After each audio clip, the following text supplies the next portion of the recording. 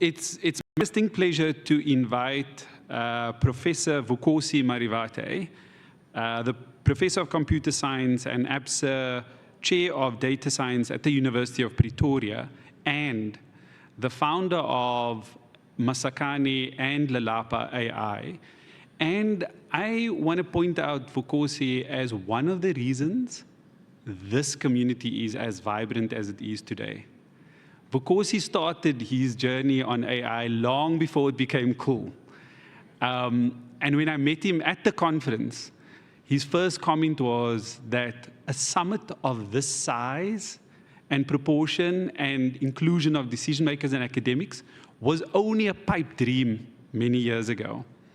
So I'm going to invite Vukosi to light up the stage with his spotlight talk and get us started. Please put your hands together for Vukosi.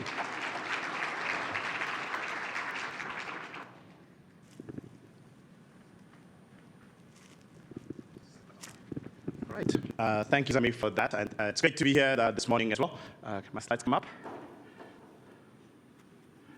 All right. I'm at the University of Pretoria as the chair of data science, and I run the Data Science for Social Impact Lab, where we have postdocs, PhD students, staff members, many of the other students who work especially in natural language processing for African languages. And as what I wanted to talk about in this spotlight is to provide the context of why actually we're here. What is it? AI on the African continent looks very different than what you're used to. If you blink, I think you would actually miss it. What does it mean? Research, innovation, development has always been going on across the continent, right? It's always just feeling something like, oh, there's nothing, and we haven't had much activity, but there's a lot, right? Activity typically tends to be skewed and look like it's happening only in the global north. So one example here from a friend, though, was a picture last year at ICML 2024, where I was giving a keynote. He had showed that the papers at this top conference, one of the biggest 3 conferences in AI, where the papers were coming from in terms of the authors. The thing that doesn't actually put in is that there might be Africans. It's just that they're in those countries at those universities in the north. Right? But representation is very important. There is, though, a lot of activity. It's just that the metrics are not necessarily the ones that might be measured at the moment. So I want to say that the grassroots for the last decade or so have been filling in these gaps. It's just that you have to look out for what they're doing. And it's actually a proud tradition in machine learning globally that grassroots organizations have been finding these spaces where there are gaps and filling in so that we get represented. For us, for example, there's Data Science Africa on the African continent, starting about 2015, and it's still going, where it's a community that is really working to train the trainers, for example. And I think this year they're going to be in Ibadan in Nigeria, right, but starting in 2015. Then you have Data Science Nigeria. I have some of my friends here who've come from Nigeria, from Data Science Nigeria, that has been going and saying, how do you nurture 1 million AI talents in Nigeria and, and outside as well? For me, I was part of the founding team of the Deep Learning Indaba, starting in 2017, where we wanted to strengthen African machine learning. So we go back to 2016, coming together and saying, how do we make sure that Africans become critical contributors, owners, and shapers at that time of saying, of the coming advances of AI and machine learning? Right? It was prescient of saying, this wave is coming.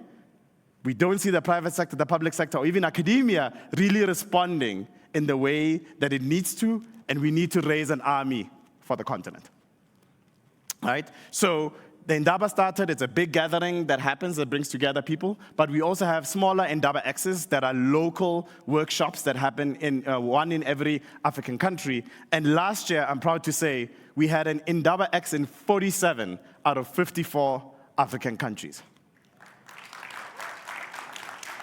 Right? And this year, I was just talking to the chair of this year's Deep Learning Indaba, which will be in Kigali in August. It will be 50 Indaba X's out of 54 countries, right? In 2023, at that time, we hit our peak. We had 800 people attending, right? 3,000 plus applications to come. To come to the gathering. Last year, we were in Dakar, Senegal, There, just as a glance, we had 600 plus participants. I think we had about 40-something% women, just for that number. But what we do is that we try to provide, for example, scholarships. We provide 200 scholarships to students to come from any African country who get accepted. And this year, also proud to say, the goal is to have 1,000 researchers and developers here in Kigali in August for that meeting. It will be our biggest ever deep learning Indaba. Now, with that, we do want people to get involved, and if you really want to see impact, the Deep Learning Indaba Impact Report for last year is now live. This just came on, so you make sure when I give this presentation, it's on there, showing again that we have a vibrant community that has been growing, and it's also a big tent. It brings together all these other communities, African communities that have been doing work in the grassroots, in lots of different countries, and if you really want to know what's happening in country X on the continent, we will always connect you to the local grassroots organizations because they've been on this journey for over a decade. To show some of this impact, I wanted to talk about Masakani, which spun out of the Deep Learning Indaba in 2019, where it was about how do we then build and spur NLP research in African languages. Again, prescient, before, right, this time. And Masakani means we build together in isiZulu. And with that, it started off as, as building up a network of computing, mathematics, linguists, African language specialists who all work together to build new models, resources for African languages. And reflecting on 2023, in 2023, the ICLR conference was hosted here in Kigali. It was the first time a major international AI conference, research conference was held on the African continent. And the largest workshop was reserved for the African language workshop. It was that's the picture from the auditorium, to show you how much the community had grown, right, between 2015, 2016 to 2023, when we take up the biggest space, right, within those. So you can have that global impact. For me, this also meant with all these people, like all this capacity building, what do? We do have an imperative to also make sure we build on economic activity. And on one side, we built up Lelapa AI, which is a socially conscious AI startup that is working then to build technology for Africans to communicate digitally in their languages as well. And so we have a research lab, we commercialize R&D, and we also end up building Africa's first small language model as a large language model supporting five languages called Incuba LM. So to close, we've seen great shifts in the last decade in African machine learning and AI, with community building, impact of work, rising seniority, increasing opportunities. But we need to support these grassroots organizations and even new ones as well. We need to ensure mobility across the continent, opportunities for students, developing faculty, blazing our own path. We have to choose our own directions. And finally, local R&D investments must increase. You do not get this without making sure that research is supported. So with that, thank you, and I'm looking forward to the panel.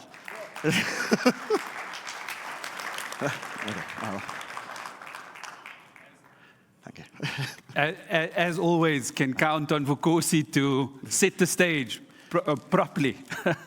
And I also just want to take the opportunity to acknowledge Minister from South Africa. Just yesterday, Minister, you were asking us the things that we can be proud of as African leaders. I think I have some answers already. So with that, it gives me great pleasure to invite fellow panelists. Let me start with Professor Annie Hartley, Professor of in the School of Computer and Communication Sciences at EPFL.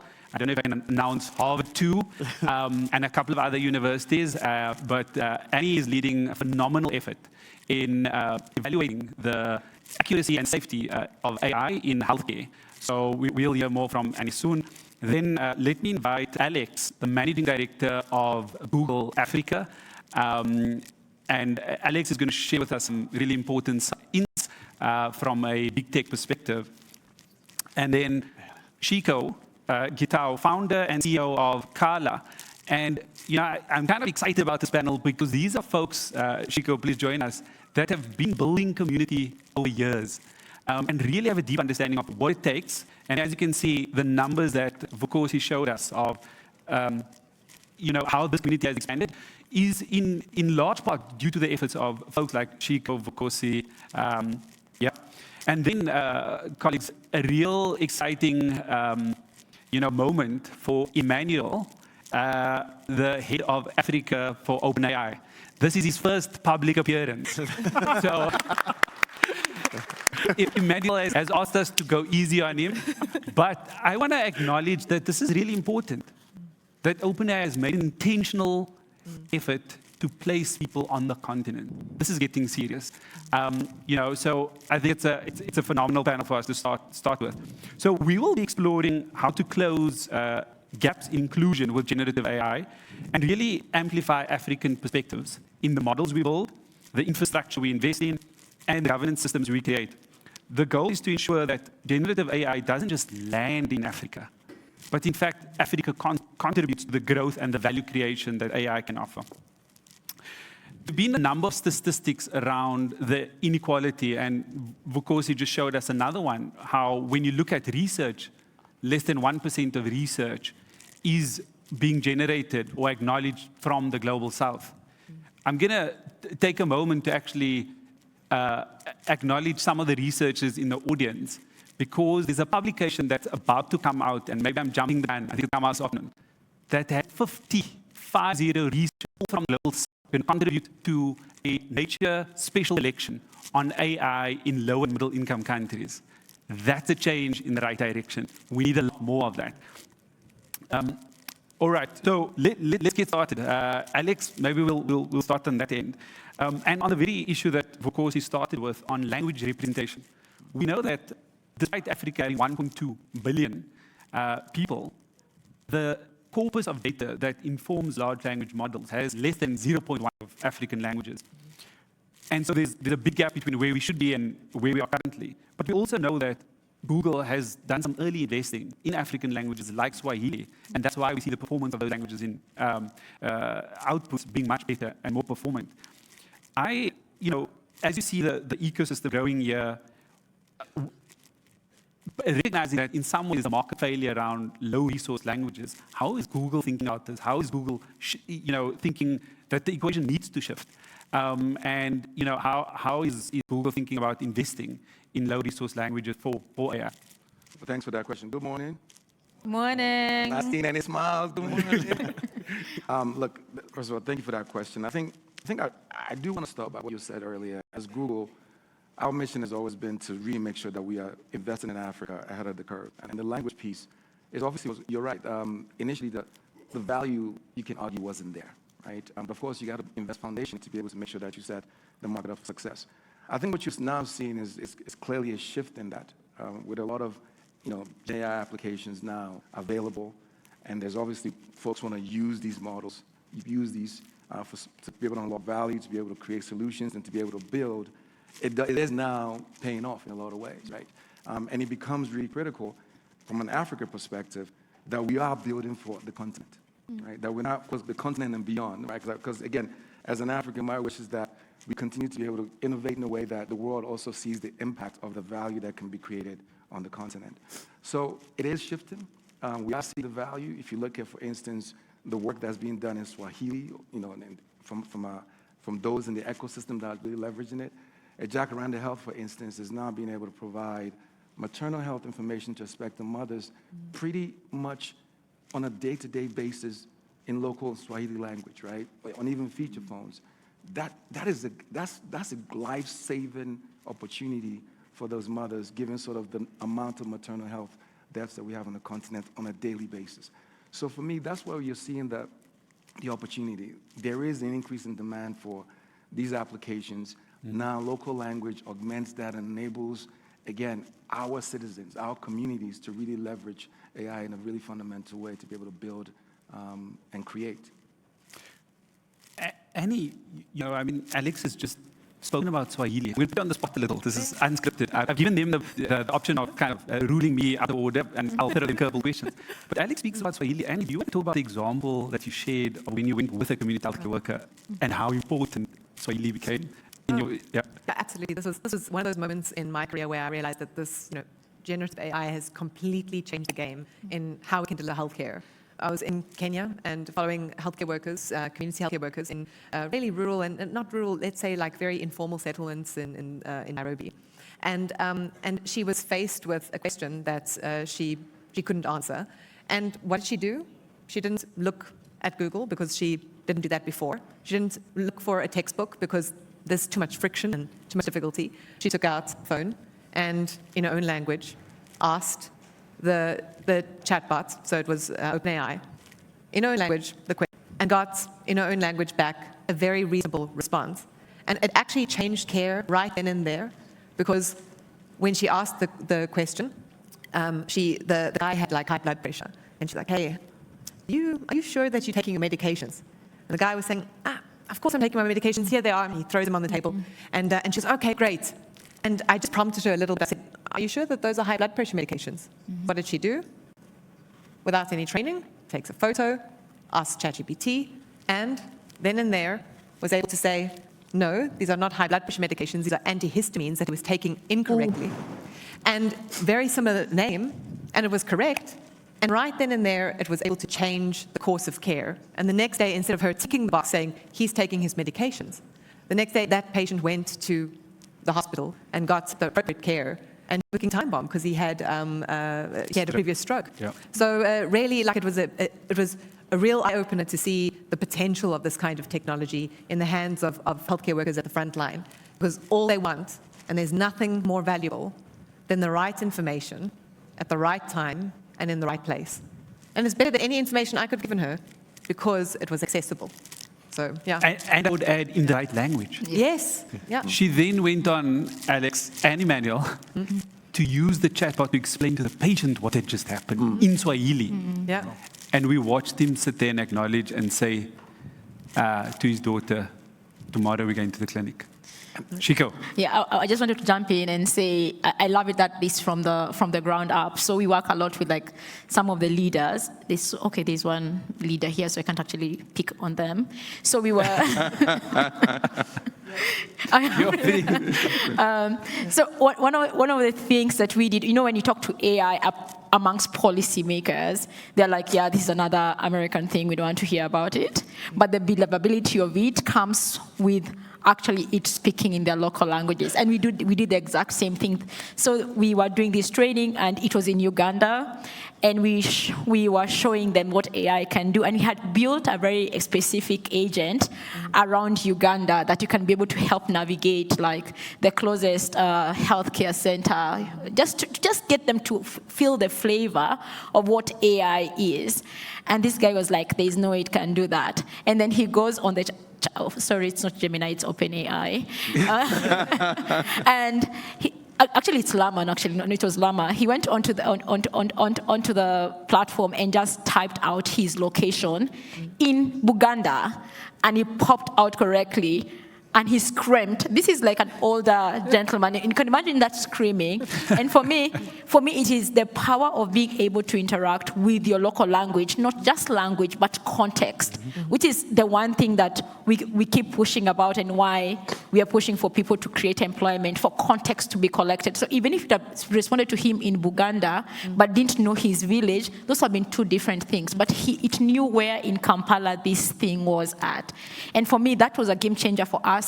The reciprocity of that training to that group of people changed completely. Yeah.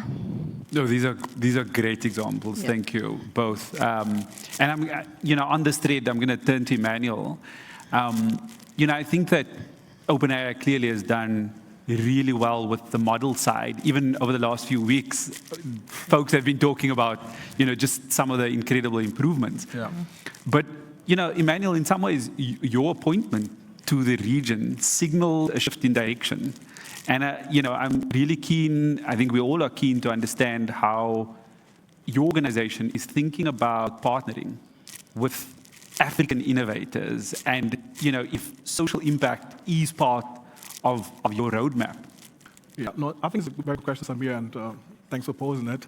Maybe as it pertains to myself, I literally joined the company about 4 weeks ago. So as you said earlier, it's my first engagement, and this engagement has been really, really encouraging because I've actually not only got to attend such an amazing summit, which is the inaugural summit on AI in Africa, but really to connect and to understand the power of our platform, right? We do have 500 million users of ChatGPT weekly, out of which many are on the continent. So as I was traveling even beyond this conference, I met with health facilities, innovators, educators, who for the first time he showed me how they were using our products for their respective operations, right? So I think for this alone, it was quite encouraging, but then at the same time, it also, I think, motivated me to even listen more, right? It's not only that I'm attending and speaking, but it's also listening to it, because the way our products are being used on the continent may be different from the way they are being used in Europe, where I grew up, or in the US. So I think for this reason, I kind of want to be the bridge between our company and obviously the region, right? So as it pertains to partnership, I think our company, it's literally 10 years old. ChatGPT launched in 2022. And ever since, it really set the AI space in place. But I think part of that 10-year run that we've been having, and obviously we plan on having many more years of a run, it has been these critical partnerships, right? We don't reach 500 million ChatGPT users without critical partnerships, without us having conversations with educators, without us having conversations with governments, right? So I think, yes, partnership will be a critical part of my engagement in the region. But at the same time, I think I'll be listening more than actually speaking, right? I think this is where it starts, and therefore I do think that this appointment comes at a critical time. And yeah, including now that something's happening, it certainly comes at a critical time, and I'm happy to represent my company here and be amongst all the great people on the continent and beyond that are doing incredible work and that are actually helping us to be better, keeping us on our toes, giving feedback. And some of the conversations were actually critical, right? So I had critical conversation, and many people were saying, "Oh, this doesn't work well," and we're happy to for feedback. So I think, therefore, having open communication channels with people on the ground while I'm here has been quite incredible, and partnership will be a critical part of my function moving on. No, that sounds great, and I suspect you'll have a few folks come to you after the panel. And also just to say that Emmanuel's just been here for a week, but already has gone to the field with a few of you to understand the products, to understand the problems, that you're trying to solve for. And I actually have apologized in advance because I'm going to show a couple of challenges with the models later. After we get through this Q&A part of things, I've asked our panelists to spotlight an example of where the models are still getting it wrong. What are some of the biases? What are some of the inequalities that are being perpetuated by the models? With that, I'm going to turn to Vukosi. Vukosi, you've really been instrumental in upskilling and building capacity in the continent. We know that 60% of Africa's population is under the age of 25. And it's not just a demographic to throw out there. Actually, it's a generational opportunity. You've clearly seen that a long time ago and have invested a lot of time and effort. But we also know that, talent is not enough. So how do we go beyond just training individuals? What else do we need to build the innovation ecosystem in a way that creates the value, that you've heard people trying to work on at this conference? Okay. Thanks. I think on one, just to start, it's not me. It's a community of people. It's literally loads and loads of young people who've been the ones driving these engagements and also trying to build. There's a demand of we want to play. We want to be able to build these technologies because then we can solve our challenges that we see, generate our own income, and be able to go beyond. Yes, we have to go beyond just saying we're doing capacity building. And what you see also is connections between fields. It's not just the computing and engineers. I think people tend to think there we have our law colleagues, we have colleagues in responsible AI, we have in philosophy, in ethics, in human-computer interaction, who've all been working to look at some of the things that have been highlighted here. How do you make sure that the contextual is really contextual? It doesn't come from just saying, oh, there's changes in data, but really, sometimes we have to ask the question, do Africans want chatbots? Right? Maybe that's not the interface. So these are things that we need to explore as Africans for ourselves and need to get, and through that also, by answering those questions, you give them back to the world. then there's going to be a number of things. We've done some of the initial capacity building, but what happens when now we have more masters, more PhD graduates? Where do they go after? Yeah. The reason we started Lelapa AI, Lelapa means home in Setswana. Why? We wanted to provide a home for researchers to come from the African continent, be able to be pointed at some of our toughest problems and build solutions for that. Right? We took it as it is our responsibility to try, to take these risks, to start a company, and then be able to find that product market fit. So we want to get to those points. At the same time, how much of Africa's own spending on AI is on African deep tech? All right, so these are the things that we need to have connected of saying we must be creating the demand for African companies who are building the deep tech, who are then going to need to bring in the postdoctoral researchers, bring this research, to bring the engineers who have to keep these systems going, bring the people who will use the AI factory that Cassava has actually highlighted. A simple example just on some of the things of how maybe being post November 30, 2022 when ChatGPT came live for everybody else, but we would people who've been in the field had been seeing and working on these things. Before then, I remember I teach at the University of Pretoria, and you would get students to be able to use some of the free online systems for compute. And because Africa is at a specific time zone, especially when the Americans are still sleeping, late in the early in the morning, you could be able to go on some of these free services and choose and ask for a GPU, and they'll tell you oh, you're supposed to get a lower tier GPU because you're not paying. But then because there was excess supply, you would then press load, and then it will say, oh, you get the highest GPU that they give. So for a lot of African students who are going through all these, I think, programs, whether formally in universities or through the Endava Data Science Africa, they were getting access to very good GPUs to try out things. And you saw all these great ideas, innovations that were coming out.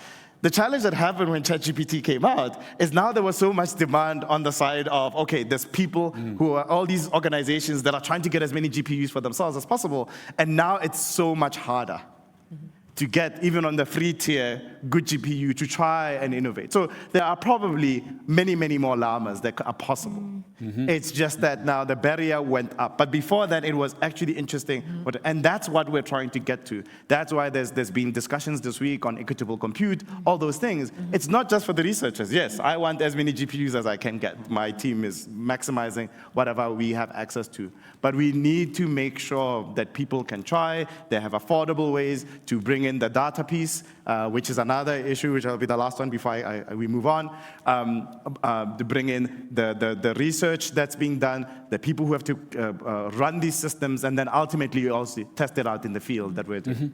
The last bit is going to be the parts about really thinking about how we balance the power dynamics. Right. This is I know it's a point, it's that red button issue, hot potato that people don't want to talk about. But yes, to get representation in these systems, it means a lot of people are volunteering their time to make sure that there's data, they're testing systems. But at the same time, it must be recognized that this is an unequal kind of relationship. I gave an example at the AI, we had a symposium on language earlier in this week, that some of the big benchmark data sets that are out there that people use to test their systems are actually wrong for a lot of low resource languages. So when native speakers actually go inside and check, for example, a translation data set, they notice that the translations are actually wrong. So now those same communities who have to now take up more time to fix what other people created and said oh, this is the benchmark.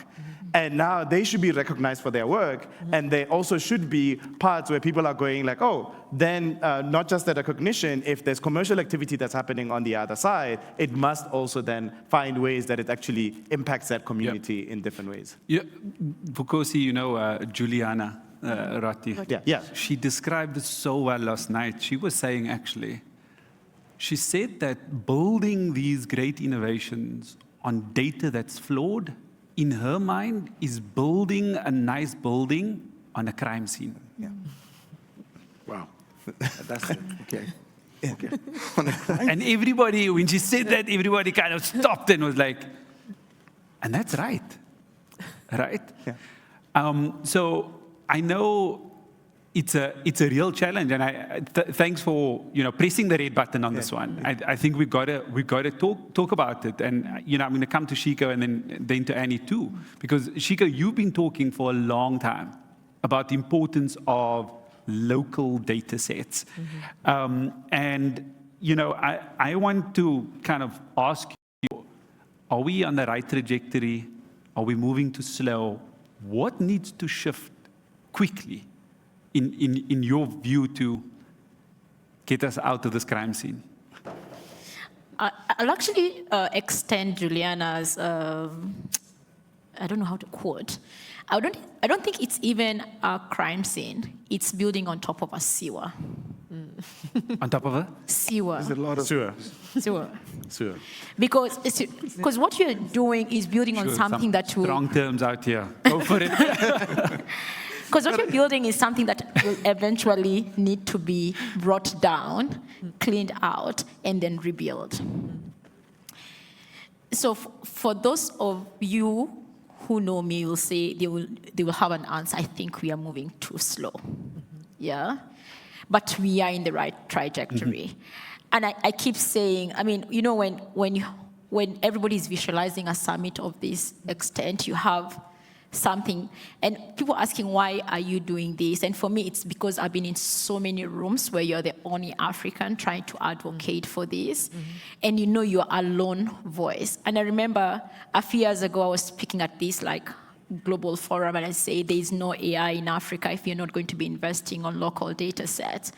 And everybody say, oh, we can help you with this. And then I think I saw Sean come in, and they have something called GUI, and he has an evaluation mechanism. And when you evaluate all those on the evaluation frameworks and others, you see the data that is training all these models is flawed. Yeah? So I'm a Kikuyu speaker and a Swahili speaker. We tested one of the models in Swahili. So it was if yours has speech, then it is your model on this panel. So we were speaking to it, and it started answering to us in Hindi. And I'm thinking, what?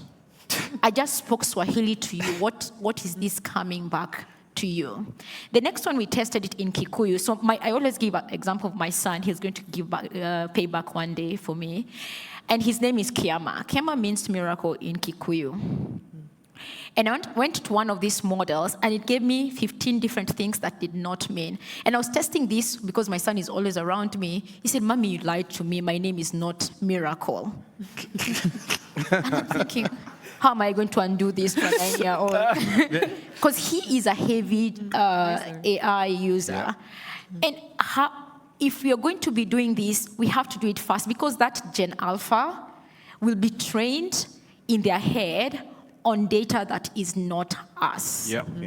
Number two, as data is being collected and created, there is a lot of it that is being left behind. And that is my pain point at the moment, is there's all this data that is informing the world, and everybody thinks it's conclusive.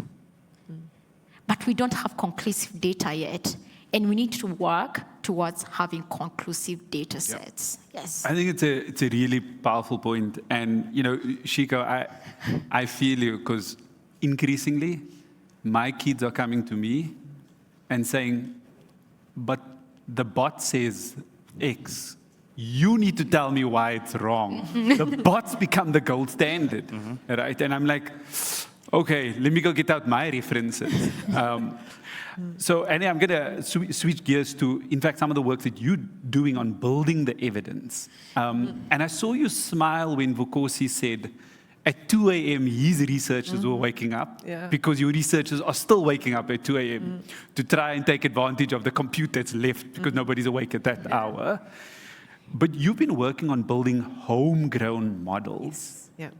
How easy is this? How crazy is this? And how are you going to do that with the kind of constrained compute that's available to do that? So I really resonated with that, because that's the reason why I'm a proud South African. I'm a proud African. I want to work in my own continent, but there is not enough compute. And so what I have to do is very, very transparently drain the resources of academia in higher resource settings. And that's why I am in Switzerland, and I'm based there also in Harvard, because they have the resources. And so we are able to then train these models. And if you don't have those resources, you don't have that kind of, it's not exposure to compute that's important. It's exposure to expectation. If you don't have that expectation, you don't even think ambitiously, you don't think audaciously. And like that, I think, is one of the most stunting things that for the continent, in my view. And so in Switzerland, what I'm very proud to be part of, is that the Swiss government has given a massive amount of this compute to global good. And it's called ICANE. It's the International Computing and AI Network. And it's 30 million GPU hours for 5 years, every year. And they really want to do something, to use this compute in this way, to do something ambitious and audacious. And so that's what the compute that we're also using to, hey, sign up. I was actually going to say, we at the University of Pretoria, we're very thankful for that. We are actually logging in to the EPFL network. Yeah. So this is something that we need to make sure that we, these models are big. They consume a huge amount of data if we collect it right, right? They consume a huge amount of compute. It's massive. Everything is massive. And it's not going to be solved if we approach this with the same techniques that we did for mHealth, which were all fragmented little pilots and stuff. We have to approach this with massive coordination, massive collaboration. And here is where Africa has a competitive advantage, in my view, because it's in our bones. We know Ubuntu. And I think that we have to really just dig into our roots and find that space to not be competitive, but be collaborative. And this is also something that can change in the funding space, where people are rewarded not for, let's say, innovation on its own, but rather innovative collaboration, right? This can change in the funding space where these kinds of convenings are happening, where a whole lot of the fragmented organizations can come together and create something coordinated and more definitive, so that we don't have to clean up the messes that other people make in these things, And it's so important that we are more ambitious, and we know that the compute is coming, and that we prepare for that, And then just to feed on this, the sewer of the data that's just seeping in there. The thing is, we need to move fast, but we need to move fast in a sewer. So what do we do, right? I mean, at least we've got the advantage of slippery slopes, right?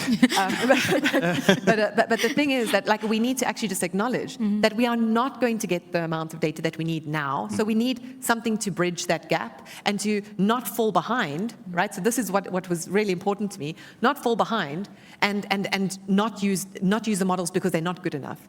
So rather, we need to approach the models with vigilance. And we need to encourage people to use them, and then to see and to challenge them, right? And to see when they are doing something wrong, to adversarially test them, and then collect that in a very systematic way and feed it back into the model. This not only trains people's vigilance. So obviously, I'm a medical doctor. I'm also the professor of AI. But as a medical doctor, it's really important to make sure that our doctors approach these tools with vigilance, so that they know when they're going to break, right?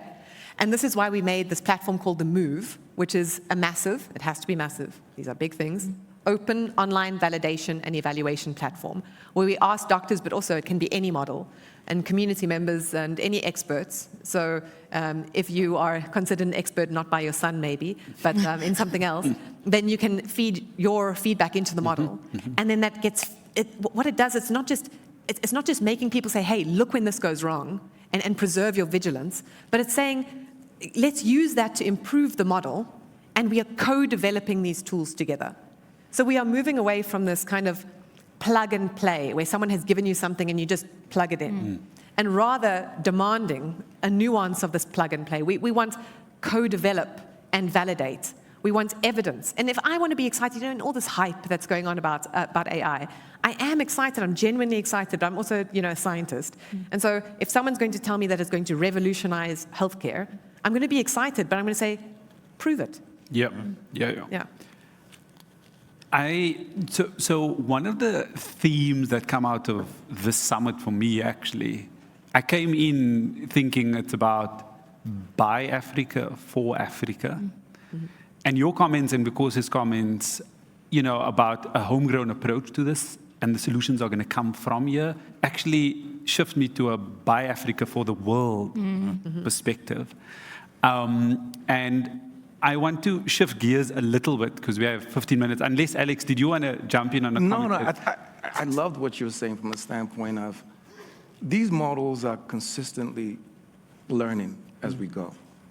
I think there could be a focus on understanding, oh, what are the issues? Where is the sewer? Where's the crime scene? I'm not saying those are not. But I'm an optimist. I like to think about the opportunity we have to leverage AI, and I don't want us to, because oftentimes when we start speaking like this, folks want to regulate.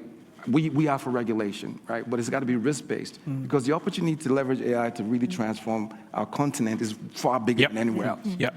So I think we need to definitely be interrogating and making sure that we are stress testing the models, but the models always only get better as you feed more data into them. We use them. And also as you feed more local data into them. So you're training them to then be generative, right? So I think we need to understand that, because of course they're going to make mistakes. Of course, but we need to also make sure that we take those mistakes and again, question it, make sure that there's feedback. But I want us to be always focused on, yes, we got to solve for biases and all the issues, but what are the opportunities? Yeah. Because if we focus too much on that piece, the innovation may go away. That's my fear. And I think that, and I'm not saying anyone is saying it here, but I want to make sure for the audience that I do land this, that is critical. We can't miss this moment.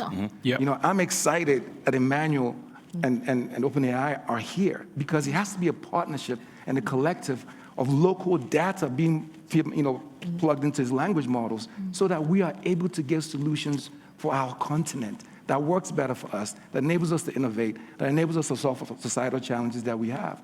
That's where I'm at in that context. And can I just add to that? I really agree. The thing is, like, what we need to do is make sure that we embed trust. We need to use these models. They are just too useful to ignore. Yes. We need to use them, and we need to develop trust and invest in neutral spaces where people can validate tools. And this is something that academia can do. And I really feel that if academia had a fraction of the investment that industry had, I think we could actually provide value to industry, because we can be that neutral space that can validate tools without any bias or like conflict of interest. And people can then trust the models more, because we are approaching it with critique, and you don't have to regulate it, because academia and science and trials are already a regulated system.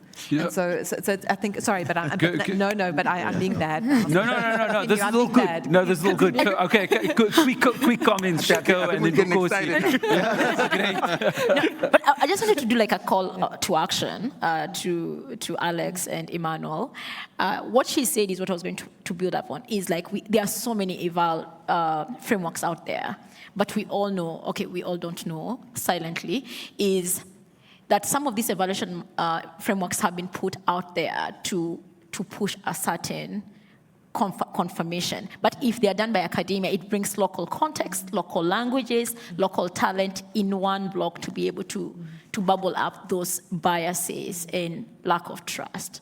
I just wanted to emphasize on how. The call to action is, we've been doing the call to action, so it's not a call to action for us, sorry to be, but whether it's University of Johannesburg, whether it's our master's program now with DeepMind, with the African Institute of Mathematical Sciences that we've invested into, the reality is that we continue to do, academia is a critical part and component of this. So I want to make sure that everyone clearly knows, from a Google perspective, we partner with academia locally every single day on this continent. And it's not something that's happening in the US alone. Now, with that being said, there's a bunch of academia. We can't partner with everyone up front, but at least we are in that cross of understanding how do we make it richer. But maybe even VCs should invest in academia, because instead of the three guys in a garage kind of thing, we have got like a massive value to add to eventual startups by providing that neutral space, contextualizing models so that it just works for them. There's lots of bites you can take away. Three guys in a garage, another one. I think I wanted to, maybe for the audience, to provide that context of, look, in some of these things, especially what was said on trying to do evaluations, it's also about imagining and also bringing in different ways of knowing. For us, for example, at the University of Pretoria, we've been trying to engage, how do we work with our law colleagues? How do we work with our African languages colleagues? And all of them provide them those frameworks that we can work together. To do that, you think like, oh, it's easy. People should just talk to each other. But it's how are the students interacting with each other? Still all having a view that they're all working on AI, but they're working on it from different perspectives and they will be supported. Some people will build on one side, other ones will come in and critique. Some other ones will go in and say like, oh, what does this actually mean for African linguistics? That now we have these new systems that weren't there before. And how do we then create a new way to imagine our own kind of collective futures? That's what we're trying to get to. That there's an opportunity in these spaces, but then it requires that all these different people who are part of this actually come in and be able to give that feedback, you know, to OpenAI and Google, but then at the same time be able to go like, oh, let me try and do this myself, right? There has to be that major opportunity. It is not going to be that it's handed over and somebody else will kind of be able, that is not, it is never going to happen, right? Just let's take it from there. Somebody else then saying like, yes, we will check it for you, doesn't, because in all reality, right, if I think I work on language, there's 2,000, 3,000 languages on the African continent. Google and OpenAI maybe will do 100, 200. We don't know. I'm not saying the things. Then there would still be so many more. And even many of those are not even written. So how do you empower those communities to be able to play in this space themselves? Yeah, I wanna pick up, Alex, on a comment you made about being an optimist. Because the gaps in the region are so big and the tools can have a transformational impact, right? We're not talking about 1 or 2% improvement. We're talking about step change improvement. And I don't want to lose that thread. I don't know if Rositsa's in the audience, but I had a breakfast with Rositsa this morning, and she was saying to me, because we were talking about clinical accuracy, and she was saying to me, would I go to a doctor that was 85% accurate? And my response to her was absolutely. Yes. And she was shocked. And she said, why? I said, because if you look at the current state, we're close to 50% diagnostic accuracy across the continent. And so 85% is a big step. In fact, let me take David Senge, Chief Minister of Sierra Leone's quote on this. He said to me, if you can find clinicians that perform at 90% accuracy anywhere in the world, I'll employ them, right? And so the opportunity for growth is huge.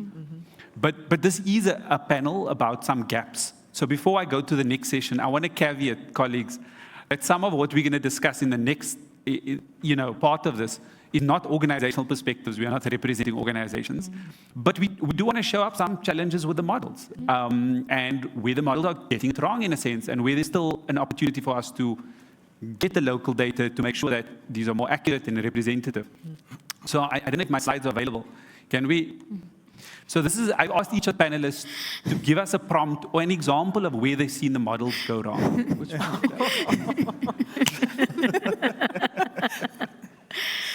There. No, don't. Okay. My eyes are... Yeah. An Indian. Okay. I don't need to say anything else. Can I get the next slide? Yes, please.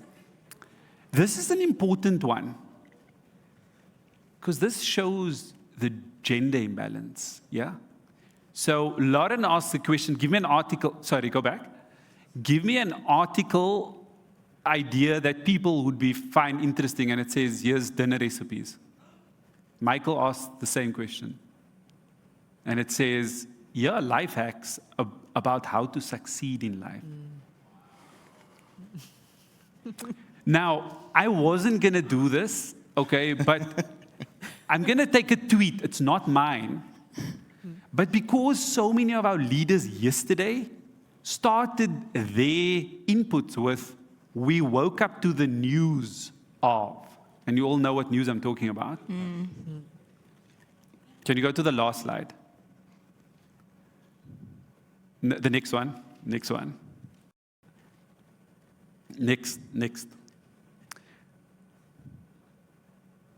Oh, no, we went back. Last slide? No? Is the AI malfunction? Doesn't want to come. Okay, maybe the world is working against me. You've been censored. Okay, there should be a fourth slide. But if anybody saw the, there we go. There we go. Yeah. This was a tweet that said the tariffs were calculated with a bunch of large language models. It's not my work, guys. I'm just putting it out there. And multiple models. This morning, I put on not yet validated, but I can tell you that at least one of the models I went and personally checked. And that's where the formula came from. Now, the reason I'm putting it up there is what's the implication of millions of people being affected by a formula that gets generated? And I'm not saying that we shouldn't use the models. By the way, I use it every other hour, and my entire team uses it every other hour. And maybe you should take that slide down now before I get into trouble. But it's such an important point for us to think about bias and not the perpetuation of inequalities. That I've asked the panelists to give us an example of where they've been struck by when the models get it wrong. Yeah, you know, well, our MOVE platform that I said before, that's a massive open online validation and evaluation platform where we are making people do exactly this, to test the boundaries, to ask adversarial questions, to try to break the model and put it in very difficult environments. We make our own model. We have Meditron, which is for medicine. We have Legitron for international humanitarian law. And as we train our models from scratch as well, thanks to this massive scale compute and pressure test these models. And so what we do is we actually have a huge amount of different examples of where the models are going wrong. But even under these, I would rather say even under these like really adversarial conditions, our models are actually performing really, really well. And even outperforming your 85% doctor that you're willing to go to. Even when it's tested with edge cases and weird contextual things, it's a story of more being impressed. So instead of giving an example of like something concrete that has gone wrong, I would say that I would rather pose a kind of a thought experiment to other people to say, imagine if something really did go wrong. So let's say we've got an instant question, you know, how do I treat diabetes in Lagos or wherever? And the model comes back with an answer, you know, remove your patient's eyeballs, right? And something completely, really dangerous and ridiculous. And I would like to know, and this is why we are running clinical trial, right? What kind of responsible practitioner would go and reach for the spoons, right? Are they actually going to follow the advice that the model is giving them? And how dangerous is it in practice? And it's so important, Samir, to rather say, like in terms of bias, it's better to understand what is our status quo, like you said before, that 50%, is it 50%? To whom? It's not about does the model get it wrong, it's about does the model and the human get it wrong together. And I think that's really important. But if I want to give a quick example, quick one then. The most interesting question that our surgeons have asked our model, right, has been it's really across the board that this has been relevant. So the surgeons have been asking, if I release gas during a surgery in the sterile field, is it okay? This has been bothering people for a long time. And the model came back and said... Alex, I know, this conversation's dwindling quickly. And I'm proud to get there, because the model gave an inspirational answer back, and I think it's something we should all aspire to, actually. It said, it's okay, as long as you are wearing pants. and then we all thought, oh, this is hallucination, this is ridiculous, and we know, we're going to look it up. There was a paper in BMJ that explained just this. So you know what? Like, it doesn't always, like, ridiculous doesn't always mean hallucination. Cool. Shiko, Vukosi, any quick example you want to give us? So last month in this exact room, we were talking to 150 or so medical practitioners on AI. So you know, medical practitioners are the least AI aware, and they don't want it. They not AI aware, but they don't want it because they feel like it's subpar to their 8 years of education. Anyway, so we were here and we asked them, what is the one question? And our Gen Zs are in the room, and they asked, who is show us the president of the world. And they said, give me context. And giving context is good for doctors to see. But this Gen Z decided to say, you do you, to the model. Guess what the model came out with? Yeah.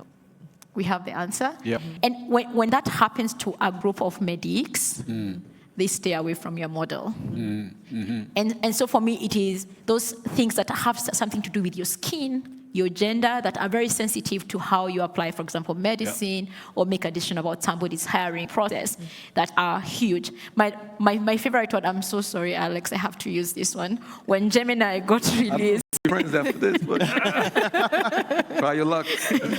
when Gemini got released, we all, I mean, okay, I had too much fun, actually. So you'd say, give me all the kings of England. Did anybody do that experiment?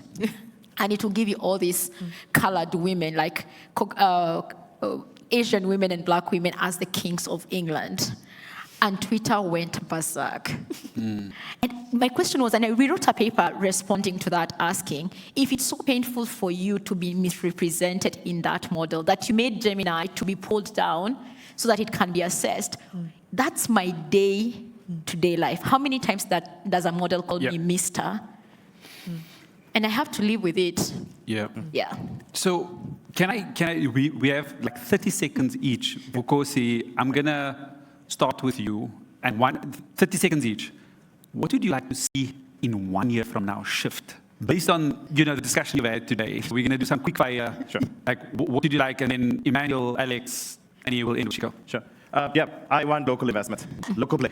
There has to be African organizations, companies, private sector have to come to the play. Whether they themselves are establishing their own research capability, or they are then spending on companies, startups that are providing these things, we have to be funding our own future. Show us money. Yes. Yes. I think I would like to see more investment towards AI literacy. The importance of demystifying AI, right? We've heard some examples. Just really to teach children very early the skill of knowing how to utilize AI, which obviously will be the skill of the future. So I would like to see more investment towards that. AI literacy. The skill of now. What's that? The skill of now. Yes, exactly. Yeah. Based on the work of the collective, everyone involved in the space, I want to see more African unicorns emerge, leveraging. Yes. Yes. That are also, Yes, that are also African building local unicorns. models, right? Because again, at the end of the day, Yes. it is not a space just for us, and that's not what it's for. It doesn't grow our continent for it to just be, those from this market or that market or big tech or not big tech. So for me, that's my aspiration. That's what I. So, Alex, and that's going to happen, by the way. But that's what I want to see. So Alex is saying 1 unicorn a year for the next 5 years. More than one if we can help. All right. Yes. Okay. Obviously, I would like to see much more investment and ambitious, audacious investment in neutral spaces like academia, so that we can build models with the people that are going to use them, and that can kind of moderate the hype with evidence, so that people can trust, and that we can achieve the user training, because we are exposing people to this, to these models in a neutral space that allows them to critique the tools and to invest ambitiously in us, in academia, as an investment into those unicorns, to provide them with that neutral space, so that we can make those tools. The evidence, the need for the evidence, and the value creation. Chico. So I'm talking about two things. We need IP from Africa. IP.